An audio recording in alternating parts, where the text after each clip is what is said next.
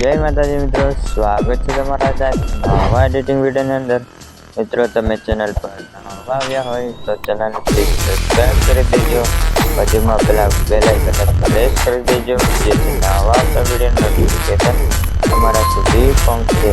તો ચાલો મિત્રો, વધારે ટાઈમ બગાડ્યા વગર આપણે એડિટિંગ શરૂ કરીએ। પાછળ અમે કદી રોતા નથી ફરતા, ભાઈઓ પાછળ ખર્ચી દઈએ જિંદગીને પૈસા। ઓ જેમ શોલે પિક્ચરમાં જય વીરુની જોડી, રિયલ લાઈફમાં અમારી બે ભાઈઓની જોડી। શોલે પિક્ચરમાં જય વીરુની જોડી, રિયલ લાઈફમાં અમારી બે ભાઈઓની જોડી। મિત્રો એ પ્રકારનો વિડીયો બનાવવા માટે તમારે અલર્ટ મોશન એપની જરૂર પડશે। તો સૌથી પહેલાં અલર્ટ મોશન એપને ઓપન કરી લો। અલર્ટ મોશન ઓપન થાય ત્યાં સુધી થોડી રાહ જોઈ લો।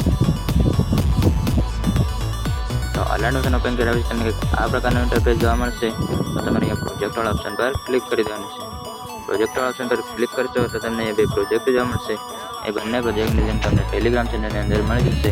તો ત્યાંથી તમારે અલર્ટ મોશનની અંદર એડ કરવાનું રહેશે અને ટેલિગ્રામ ચેનલને પણ જોઈન કરી લેજો।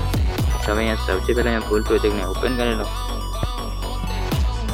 ફૂલ પ્રોજેક્ટને ઓપન કરશો તો તમને આ પ્રકારનો ઇન્ટરફેસ જોવા મળશે। તો તમારે પ્રશ્ન આઇકન પર ક્લિક કરી મીડિયા પર ક્લિક કરી જે પણ ફાઇલનો ફોટા એ ફાઇલને સિલેક્ટ કરી લો। પછી અહીંથી ફોટાને એડ કરી દો। ફોટાને એડ કર્યા પછી અહીંથી થ્રી ડોટ પર ક્લિક કરી અહીંથી ફિલ કમ્પ્રેસ એરિયા પર ક્લિક કરી દો। એટલે આપણો ફોટો કમ્પ્લીટ ફૂલ સ્ક્રીનની અંદર થઈ જશે। તો હવે લાસ્ટમાં આવી જાઓ। લાસ્ટ સુધી આવી ગયા પછી અહીંયા ફોટા પર ક્લિક કરી અહીંયા આ ઓપ્શન પર ક્લિક કરી દો। એટલે આપણો ફોટો લાસ્ટ સુધી આવી જશે। તો હવે અહીંથી બેક થઈ જાઓ। બેક થઈ ગયા પછી અહીંયા બે પ્રોજેક્ટ ઓપન કરી લો।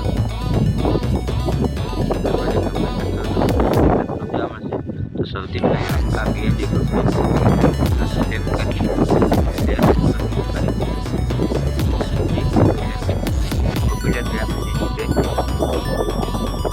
બેક થઈ ગયા પછી ફરી ફૂલ પ્રોજેક્ટને ઓપન કરી દો। ફૂલ પ્રોજેક્ટને ઓપન કર્યા પછી તમારે 0 પર લેયર બોક્સ પર ક્લિક કરી અહીંથી પેસ્ટ લેયર કરી પેસ્ટ લેયર કર્યા પછી અહીંયા ગ્રુપ પર ક્લિક કરી અહીંયા થ્રી ડોટ પર ક્લિક કરી અહીંથી અનગ્રુપ કરી અનગ્રુપ પર એટલે અહીંયા કમ્પ્લીટ લેયર ખુલી જશે। તો હવે સૌથી પહેલાં નામવાળી લેયર પર ક્લિક કરી દો। પછી એડિટ ટેક્સ્ટ પર જઈ આ નામને સાફ કરી લો। અહીંયા તમારું નામ લખી દો। પછી ઘણા નિશાની પર ક્લિક કરી દો। એટલું કર્યા પછી ફરી અહીંથી બેક થઈ જાય।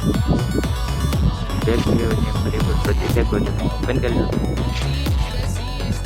પ્રોજેક્ટને ઓપન કર્યા પછી હવે તમારે આ લેયર ગ્રુપને કોપી કરી લેવાનું છે। સિલેક્ટ કરી લેયર બોક્સ પર ક્લિક કરી અહીંથી કોપી લેયર કરી કોપી લેયર કર્યા પછી અહીંથી બેક થઈ જાઓ।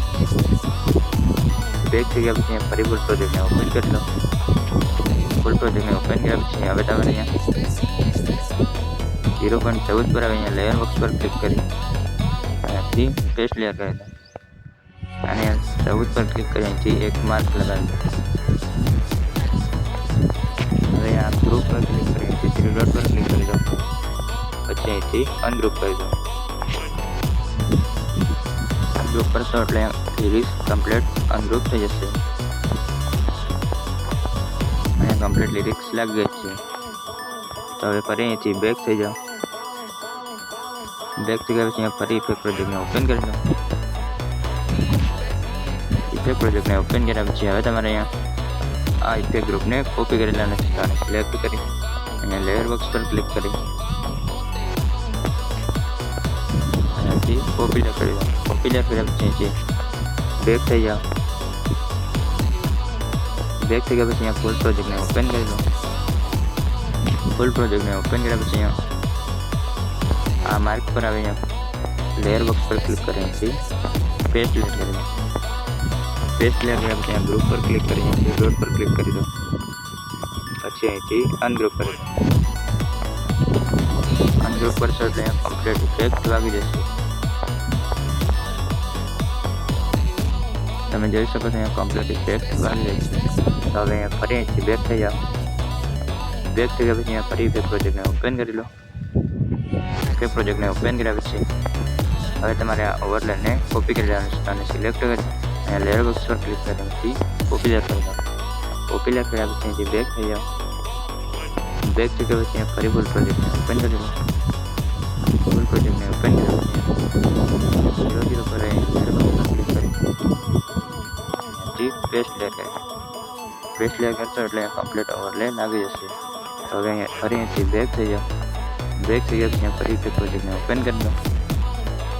તે પ્રોજેક્ટને ઓપન કર્યા પછી હવે આ લોગો ગ્રુપને કોપી કરી દેવાનું છે. સિલેક્ટ કરી લેયર બોક્સ પર ક્લિક કરવાથી કોપી લેયર કરી દો. કોપી લેયર કર્યા પછી ફરી બેક થઈ જાઓ. બેક થઈ ગયા પછી ફરી ફૂલ પ્રોજેક્ટને ઓપન કરી દો. ફૂલ પ્રોજેક્ટને ઓપન કર્યા પછી 0 પર જઈ લેયર બોક્સ પર ક્લિક કરી પેસ્ટ લેયર કરી પછી આ ગ્રુપ પર ક્લિક કરી અને થ્રી ડોટ પર ક્લિક કરી અહીંથી અનગ્રુપ કરી. અનગ્રુપ કર્યા પછી લોગો પર ક્લિક કરી અહીંયા કલર એન્ડ ફિલ પર ક્લિક કરી પછી આ નંબર પર ક્લિક કરી.